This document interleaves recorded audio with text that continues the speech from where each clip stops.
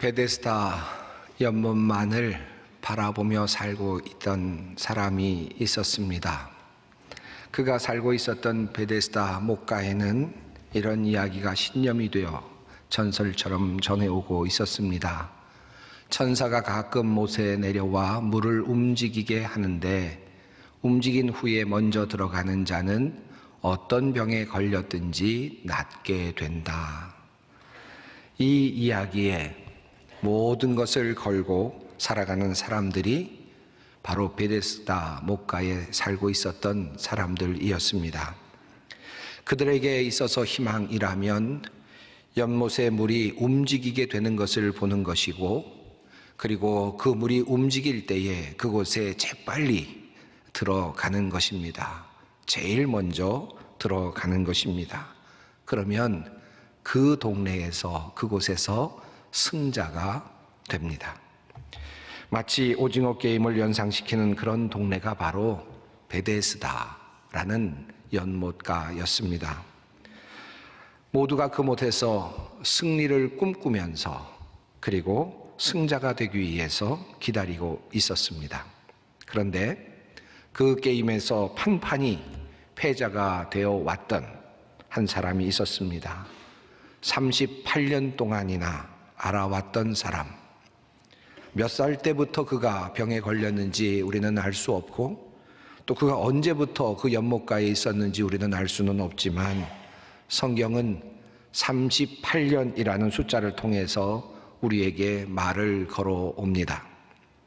38년이라는 숫자는 무엇을 의미합니까?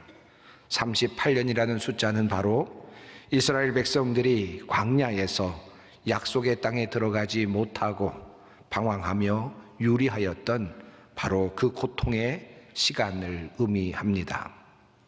가데스 바네아에서 떠나 세렛 시내를 건너가기까지 38년 동안이라. 이스라엘 백성이 애굽에서 탈출하고 시내산에 올라가고, 그리고 그곳에서 주님의 계명을 받아들고, 그리고 가데스라고 하는 지역까지 이르렀을 때에 모세는 정탐꾼을 보내어서 바로 그 앞에 놓여있는 가나안 땅을 정탐하도록 하였습니다. 그런데 정탐꾼들이 가서 보고 온 보고의 내용은 사뭇 이스라엘 백성들을 두렵게 하는 내용이었습니다. 그들은 그 정탐꾼들의 보고를 듣고는 그곳으로 진격해 들어가기를 꺼렸습니다. 그리고 도리어 그들을 이곳까지 인도하신 하나님을 원망했습니다. 이러한 원망을 들으셨던 하나님께서는 이스라엘 백성들을, 그곳에 있었던 모든 사람들, 여호수아와 갈렙만 제외하고 모든 사람들이 약속의 땅을 밟지 못할 것이라고 그렇게 선언하셨습니다. 이것이 바로 가데스 바네아의 사건이었죠. 그리고 시작된 방황의 시간, 방랑의 시간이 바로 38년이었습니다. 이스라엘 백성들이 젖과 꿀이 흐르는 약속의 땅에 들어가지 못하고 기다린 시간이 38년이었다면, 베데스다에 있었던 이 병자는 물이 움직이는 그 목가에서 약속의 물가에 들어가지 못한 채로 그저 그 땅에 들어가기만을 바라면서 기다렸던 시간이 38년입니다. 그러므로 이 38년은 고통의 시간이고, 이 38년은 기다림의 시간이며, 이 38년은 그에게는 형벌의 시간이었습니다. 베데스다의 전설대로 그렇게 살아서 집으로 돌아간 사람들이 있었는지는 아무도 알 길은 없습니다. 하지만 그곳에는 5개의 행각, 즉 주랑이 있었는데, 물의 움직임만을 바라면서 살아가는 이들이 그곳에 가득 있었다고 성경은 전합니다. 성경은 이렇게 말합니다. 그 주랑 안에는 많은 환자들, 곧 눈먼 사람들과 다리 저는 사람들과 중풍병자들이 누워 있었다. 소개되고 있는 환자들의 면면이 가관입니다. 조금만 깊이 생각을 가지고 살펴보면 웃음이 나오는 그러한 사람들의 면면입니다. 과연 그들이 움직이는 물의 모습을 보고 제일 먼저 들어갈 수 있는 인물일까라는 의문이 드는 사람들이죠. 우선 성경은 눈먼 사람들이 그곳에 있었다라고 말합니다. 눈먼 사람이 어떻게 물이 동하는 것을 볼 수 있을까요? 물이 동하는 것을 본 사람이 그에게 말로 전해 주어야만 알아들을 수 있는 그런 사람입니다. 눈이 보이지 않는 사람이 어떻게 물이 동하는 그 방향을 향하여서 곧바로 뛰어갈 수 있겠습니까? 제일 먼저 어떻게 그가 그 물속에 들어갈 수 있겠는가라는 말입니다. 그곳에는 다리 저는 사람들이 있었다라고 성경은 증언합니다. 어떻게 물이 동했을 때 재빨리 들어갈 수 있겠습니까? 다리를 절고 있는 사람이 어떻게 제일 먼저 물 앞에까지 도달할 수 있겠습니까? 개역 성경은 혈기 마른 사람이라고 되어 있지만 새 번역은 중풍병자로 그 병자를 그렇게 번역합니다. 세 번째 기다리고 있는 사람은 중풍병자입니다. 중풍병자는 어떤 사람입니까? 몸을 움직이지 못하는 사람입니다. 제대로 몸을 쓰지 못하는 사람이죠. 몸을 움직이지도 제대로 못하는 중풍병자가 어떻게 물이 움직이는 것을 보고 재빨리 움직여서 그곳까지 도달할 수 있겠습니까? 그곳에, 바로 그런 곳에 38배 동안 누워있는 병자가 있습니다.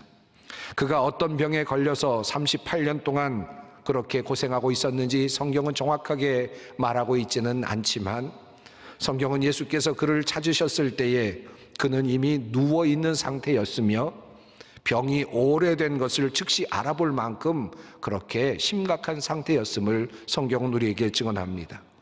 그리고 그의 말을 통해서 알 수 있듯이 그는 누군가가 자신을 옮겨주지 않으면 물속으로 들어갈 수 없을 만큼의 몸의 움직임을 가지고 있었던 사람이었습니다. 다시 말하면 아마도 중풍병에 가까운, 몸이 불편한 그런 사람이 아니었을까 추측이 되는 사람입니다. 베데스다에 있는 그 연못의 전설은 그들에게 한 가닥 희망이기는 했을 것입니다. 많은, 사실 그들은 그 희망을 이룰 수 없는 사람들이었습니다. 사실은 그랬습니다. 그들은 이미 베데스다에 있기는 하였지만 패자들이었습니다. 전설을 희망으로 삼으며 되지 않을 것을 될 것으로 기대하며 살아가고 있었던 베데스다에 예수님께서 방문하셨습니다. 이것이 오늘 본문이 우리에게 전하고 있는 획기적인 변화입니다. 예수님은 누워있는 한 병자를 보셨고, 그리고 이미 그가 오랫동안 병을 앓고 있다는 사실도 간파하셨습니다. 그리고 그에게 한마디를 건네십니다. 내가 낫고자 하느냐? 그러자 그 병자는 예수님께 이렇게 대답합니다. 병자가 대답하되 주여, 물이 움직일 때에 나를 못에 넣어주는 사람이 없어 내가 가는 동안에 다른 사람이 먼저 내려가나이다.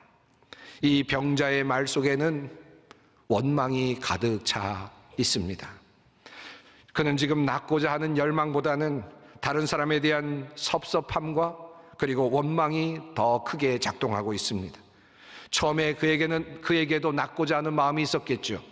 하지만 시간을 두고 계속해서 그의 희망이 좌절되는 경험을 하면서 그는 자신이 갖고 있던 그 희망 자체를 잃어버린 채로 사람들을 원망하고 그리고 환경을 탓하고 있습니다. 나도 누군가의 도움을 받기만 했다면 나도 버젓이 이곳에서 살아서 나갈 수 있었을 텐데 라고 하는 그와 같은 원망이 그의 마음속에 가득했습니다.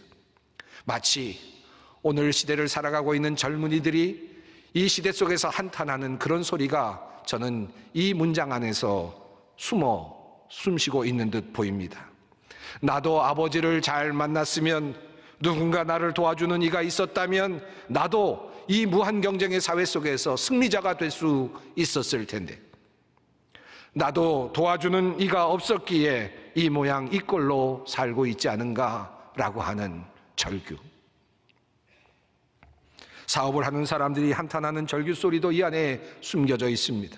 내가 사업을 하다가 정말 어려웠을 때 누군가 나를 도와주는 이가 있기만 했다면 나는 살아날 수 있었을 것을 이라고 하는 또 다른 원망. 내가 낫기를 원하느냐는 주님의 질문에 그는 예라고 그렇게 즉시 답하지 않았습니다. 도리어 자신 속에 가득 들어있는 원망과 분노를 쏟아냅니다. 나를 도와주지 않은 사람들, 병든 후에 나를 버린 가족들, 38년 동안이나 병에 고생하며 살고 있었던 그 과거의 모든 사건들이 그렇게 솟아올라오며 분노 그리고 원망이 표출됩니다. 그러나 예수님의 질문은 놀랍도록 명쾌하고 분명합니다. 내가 낫기를 원하느냐? 내가 무엇을 원하느냐라고도 묻지 않으셨습니다. 내가 너에게 무엇을 해주면 좋겠느냐라고도 묻지 않으셨습니다. 예수님은 분명하게 내가 낫기를 원하느냐라고 분명하게 물으셨습니다. 이 말의 뜻은 이런 뜻처럼 느껴집니다. 네가 실은 낫기를 원하지? 라는 질문입니다. 지금 그 병자는 물이 움직이기만을 바라고 있고 그 물이 움직일 때 먼저 들어가는 것만을 바라고 있습니다. 왜 그랬습니까? 그가 낫기를 위해서였죠. 그는 낫기 위해서 물에 빨리 들어가야만 했고 물이 움직이는 것을 보아야만 했습니다. 그래서 그는 지금 베데스다에 있었습니다. 예수님은 그가 가지고 있었던 가장 절대적이고 중요한 소원을 지금 묻고 계시는 것입니다. 아니, 그것을 지금 상기시켜 주시는 것입니다. 네가 지금 베데스다에 있었던 이유가 무엇이었느냐? 네가 지금 물이 움직이는 것을 바라보면서 물만을 지켜보고 있었던 그 이유가 무엇이었느냐라고 하는 질문을 다시 물으시는 것입니다. 그리고 내가 물이 동할 때마다 너를 물에 넣어주지 않는다고 불평하고 있는 이유가 도대체 무엇이었느냐? 네가 사실은 낫기 위함이었지? 라는 질문입니다. 지금 이 병자의 소원은 그러나 낫고자 함에 있는 것이 아니라 물속에, 물이 움직일 때 물속에 빨리 들어가는 것이 되어 있습니다. 목표가 사실은 바뀌어져 있었습니다. 무한 경쟁의 사회 속에 살아가면서 자기 자신이 낫기를 원하던 그 목표가 사라져버리고 그것이 잊혀져 버리고 도리어 물이 동하는 것을 내가 빨리 보아야지, 그리고 물이 동할 때 내가 빨리 들어가야지 하는 그것이 목표가 되어 있었고 그것이 기도가 되어 있었고 그것이 소원이 되어 있었다는 말씀입니다. 그때 주님은 다시 물으십니다. 내가 낫기를 원하느냐? 우리는 행복하기 위해 돈을 벌고자 하지요. 더 가치 있고 의미 있게 살기 위해서 돈이 필요합니다. 하지만 우리는 돈을 많이 벌어야 한다는 이 시대의 정신에 따라 살다 보니 무엇을 위해 돈을 벌어야 하는지를 잊을 때가 꽤 많이 있습니다. 돈을 벌어야 한다고, 부자가 되어야 한다고, 권력을 얻어야 한다고 말하며 인기를 얻어야 한다고, 예뻐져야 한다고 말하는 그런 사람들. 그런데 불구하고 나를 도와주는 이가 없어서 나는 그것을 얻지 못하고 있다고 불평하고 그리고 원망하고 있는 사람들에게 주님은 다시 물으십니다. 네가 낫기를 원하느냐? 이 말을 오늘의 말로 다시 바꾸면, 우리 모두의 말로 다시 바꾸면 네가 행복하기를 원하느냐? 네가 평안하기를 원하느냐? 라는 질문으로 바뀔 수 있습니다. 그렇습니다. 우리는 행복을 얻기 위해, 평안을 얻기 위해 돈을 필요로 하고 힘을 필요로 하고 그리고 건강을 필요로 하고 명예를 얻고자 하지 않습니까? 과연 우리가 정말 소원하고 있는 것은 무엇인가? 라는 주님의 질문입니다. 본질을 묻고 계시는 예수님, 그러나 환경을 탓하며 불평하며 원망하고 있는 베데스다의 병자, 둘은 지금 대화가 제대로 이루어지지 않는 모습입니다. 그는 예수님의 그 질문 앞에서 예라고 대답하지 않았습니다. 내가 낫기를 원하느냐라는 질문에 예라고 답하지 않았습니다. 예수님 앞에서 원망과 불평을 쏟아 놓았습니다. 그러나 정작 예수님께 나를 고쳐주십시오라고 간청하지도 않습니다. 예수님이 누구신가에 대한 자신의 신앙의 고백을 말씀하지도 않았습니다. 예수님이 자기 자신을 낫게 해주실 수 있다는 믿음이 그에게 과연 있었을까라는 의문이 들 정도입니다. 요한복음에 따르면 38년 된 병자를 고치시는 이적은 예수님의 두 번째 병자 치유의 이적으로 나타납니다. 바로 앞에는 왕의 신하의 아들을 고치시는 병고침의 사역이 있습니다. 그러나 이때는 왕의 신하의 분명한 요청과 그리고 고백이 있습니다. 그 이야기에 따르면 왕의 신하가 예수님을 찾아왔고 예수님께 고쳐달라고 간청하였다라는 것입니다. 요한복음 4장은 이렇게 증언합니다. 그가 예수께서 유대로부터 갈릴리로 오셨다는 것을 듣고 가서 청하되 내려오셔서 내 아들의 병을 고쳐주소서 하니 그가 거의 죽게 되었습니다. 그런데 이와는 달리 38년 된 병자는 예수님께 나아가지도 않았습니다. 그분께 고쳐달라고 요청하지도 않았습니다. 도리어 환경만을 탓하며 자신을 도와주지 않는 사람들에 대한 원망만을 표출하고 있었습니다. 그런데 예수님께서는 그런 병자에게 은혜를 베풀어 주십니다. 왜 예수님은 신앙 고백도 제대로 하지 않고 예수님께 고쳐달라고 요청도 하지 않는 이를 도우셨을까? 병자의 마음속 깊은 곳을 감찰하셨기 때문이 아니었을까요? 병자의 마음을 들여다보셨기 때문입니다. 얼마나 많은 맺힌 한이 있었을까요? 억눌렸던 그 울분을 참았다가 어린아이가 엄마 품에 안기듯 하는 말과 같습니다. 어떤 아이에게 매를 맞고는 엄마 품에 안기면서 엄마 제가 나를 때렸어 라고 말하는 그 어린아이의 울분과도 같은 그 절규를 주님께서는 그 병자를 통해서 보신 것입니다. 자신에게 주어진 그 슬픔을 주님 앞에 내어놓으면서 토해내고 있는, 그러면서 주님 앞에 말하고 있는 병자의 모습입니다. 아마도 이렇게 말하는 순간 그 병자는 울고 있었을지 모릅니다. 너무 억울해서, 너무 외로워서, 너무 지쳐서 그는 지금 울고 있습니다. 누구도 나와 함께하지 않는다는 슬픔 속에서 예수님께 말합니다. 주님, 물이 움직일 때에 나를 들어서 못에다 넣어주는 사람이 없습니다.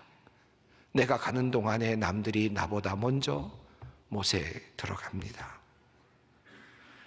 병자는 예수님의 권능에 대해서 알지 못했을 수도 있습니다. 하지만 예수님은 그에게 다가오셨습니다.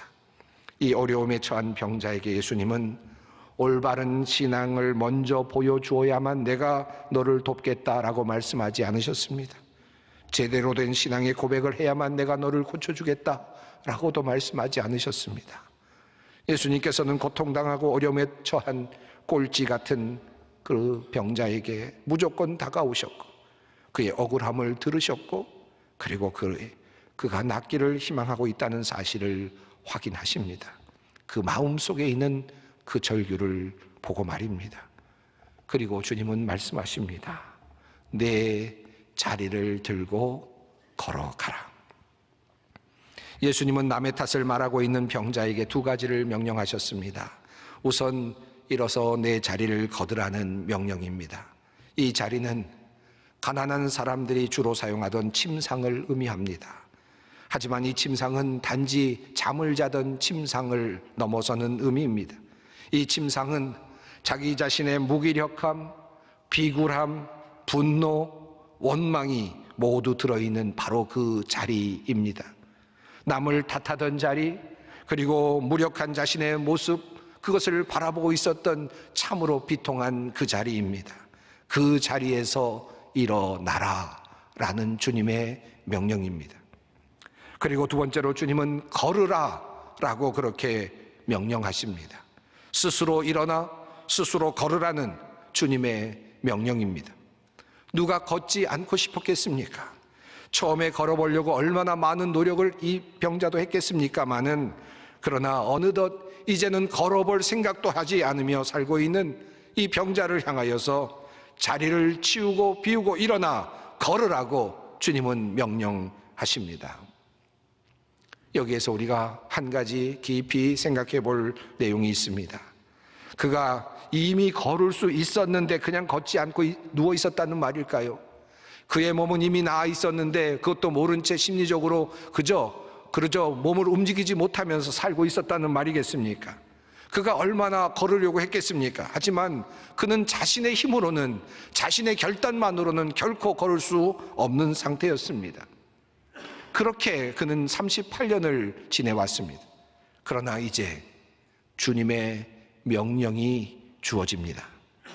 자리를 치우고 일어나 걸으라 라는 주님의 명령. 이 말씀이 병자의 귀에 들리고 그의 마음속에 들어오는 순간, 그리고 그가 그 말씀을 듣고 움직이려고 하는 순간 그의 다리에 그리고 그의 몸에 힘이 붙기 시작했습니다. 이것이 하나님의 능력입니다. 주님의 말씀이 그를 살린 것입니다. 우리는 그렇게 믿습니다. 그래서 오늘도 우리를 살리시는 주님의 말씀을 그토록 붙잡는 것입니다. 주님의 말씀이 내 안에서 나를 살리고 나를 일으켜 세우는 것입니다. 내가 일어나야 되겠다 결심하는 것으로 내가 일어날 수 없습니다. 내가 이 자리를 치워야 되겠다 내가 결단하는 것만으로 그 자리를 치워낼 수 없습니다. 주님의 말씀이 내 안에 들어와 그것이 명령이 될 때, 살아있는 말씀이 될 때, 그 말씀을 따라 순종할 때 그것은 능력이 되고 나를 바꾸는 것이 되고 나를 변화시키는 힘이 됩니다. 말씀에 순종할 때 우리는 주님의 기적을 경험합니다. 38년 된 병자가 바로 그 기적을 경험했습니다. 오늘 이 말씀이 여러분 모두에게 능력의 말씀이 되기를 바랍니다. 마지막으로 주님의 말씀을 읽어드립니다. 일어나 내 자리를 들고 걸어